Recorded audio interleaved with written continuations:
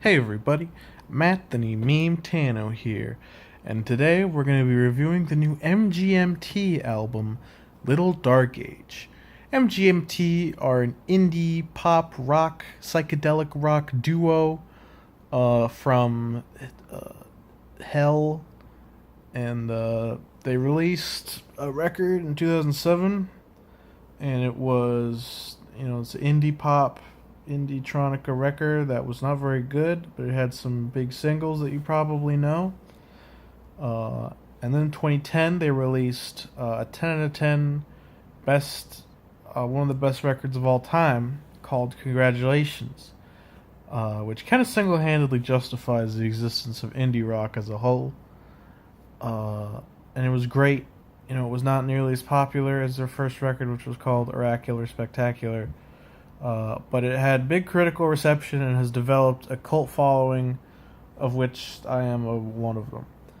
Then in 2013, they released a self-titled record, which nobody liked. It didn't it wasn't popular either, nor did it get critically well received. So everyone hated it. So people were like, "Wow, I wonder if even MGMT will make a good album ever again." And it's been 5 years since their self-titled came out. But now today, Little Dark Age, their new record, came out. And although it did leak a few days before, and they've been obviously releasing singles for it for the last few months. But the full record is out, and I'm gonna review it for you, track by track. All right. Here it goes. So the first track is "She Works Out Too Much," which I think is a really impressive track for an opener, because it's a really good tone setter, I guess, for the record. It starts out with these really goofy, kind of cheesy vocal samples that are kind of supposed to harken back to those old, workout tape type stuff. Basically ripping off of Kanye West on that one. Yeah, it's this woman going, "All right, are you ready to have fun? Let's work out," stuff like that. The production is really bouncy and energetic and fun, very layered. Some really nice tone work on the synths. The vocals are really kind of distant and in the background, with a lot of just weird reverby effects placed on them to give the track this really ethereal and flowy and cool vibe. It's a lot of fun, and it's just a pretty good song. So then we have the title track, Little Dark Age, which comparatively is much more straightforward. It's a lot less layered in its production. It's kind of just this one kind of repeating synth lead with this one kind of very straightforward, comparatively unproduced, vocal melody. However, I think it works pretty well in its simplicity. Vocal work, while straightforward, is still really good. And the synth lead as well, while very simple, is still very good. So it's just kind of a simpler song, but it's still a good song. It's still even pretty good, even though it's simple. Can you even imagine that? Next, there's "When You Die," which is not a very good song. Instrumentally, it's kind of mediocre. It doesn't quite have the energy of either of those first two songs. It kind of, I guess I should mention just broad strokes for how the instrumentation generally is for this record. It's very 80s synth pop inspired, as you could kind of tell by a lot of the singles if you checked those out. Yeah, very much so. Very engrossed in that. But a few of the tracks kind of try to compromise between that style and kind of their earlier style. Mostly stuff on Congratulations and their self-titled. And "When You Die" is one of those. And it, the instrumentation is not bad. It's just not really interesting. The compromise just kind of ends up sounding not that incredible. And the lyrics on this thing are fucking goofy and bad, not good at all.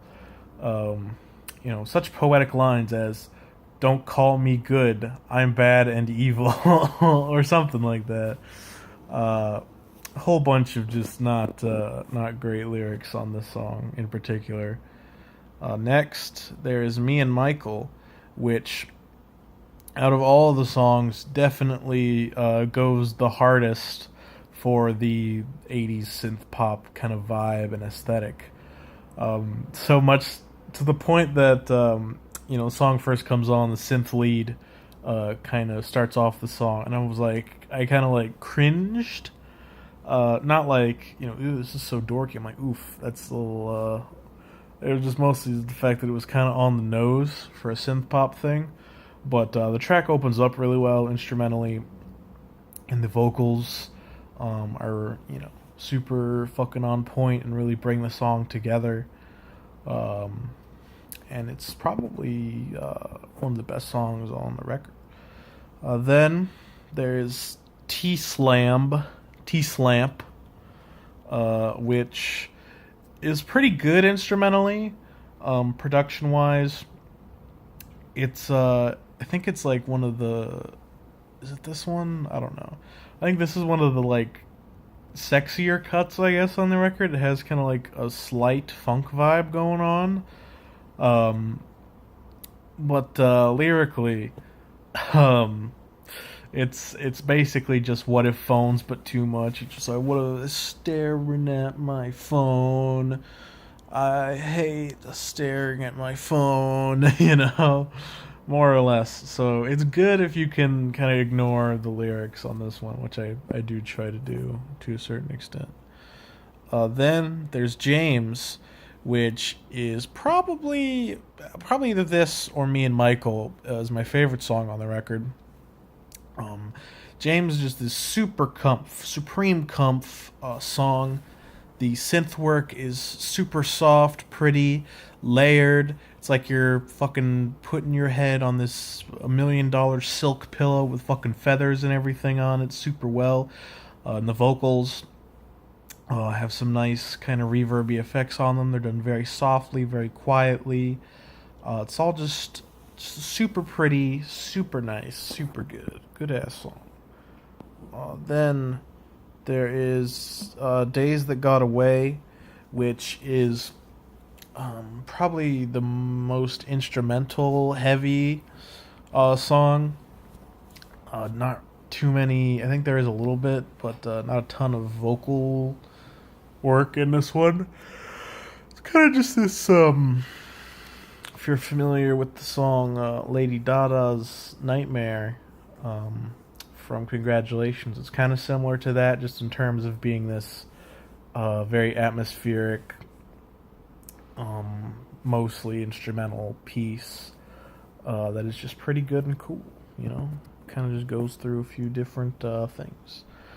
Then the next song, One Thing Left to Try, is very fun. It's very bouncy. It's just probably just a good pop song, pretty much. Not a ton to say about it. It's just a pretty good song. Next, When You're Small. Definitely the worst song on the record. Terrible fucking song. Terrible instrumentally. Fucking god awful lyrically. When you're small, you can't walk down the hall. Oof, this is definitely a big bad one. And it being the penultimate track, I think that's bad album formatting right there. That's bad pacing, but I guess what can you do? And then finally, the last track, Handed Over, which is a pretty. It's kind of a nice low-key send-off in the vein of Congratulations, which was the ending track for that record. Although it doesn't quite have the same atmosphere, it's just kind of this kind of darker, more down-tempo, I guess, song that just kind of leaves you ending on, just like this very, this kind of facial expression. like that kind of note. So all in all, this is a good review. I'm a good music reviewer. Don't even worry about it. But all in all, I would say this is definitely their second best record. Not that that's necessarily a high bar to meet. But I would say it's really good. Even though obviously I didn't go too in depth into anything because I don't really know how to talk about that. I would say that the production on the whole is really sharp. Stylistically, it's all very coherent. Vocal work, as always, is really tight as well. Really good, effects work on the vocals. They do a really good job of fitting the tone of whatever song that they're in. They need to be bouncy or soft or pretty, whatever. Really, the only thing holding it back are those handful of not great songs that I mentioned. Lyrically, I don't know how strong the entire record is because most of the time I'm able to ignore it pretty well. But those times where I mentioned the lyrics being bad, those were times that I couldn't ignore it. Their lyrics were kind of presented very front and center in those songs. So if you are more of a lyrics guy, then maybe this would get a lower score from you. Because I can't tell you about the lyrics overall. But yeah, I'm feeling probably strong 6 light 9, or no, strong 8 light 9. Probably more on the strong 8 side of the thing. Again, just because those two songs in specific are just real clunkers. This is Matt McMean. Transition. I'm announcing that I'm transgender, by the way. That's the joke. Goodbye.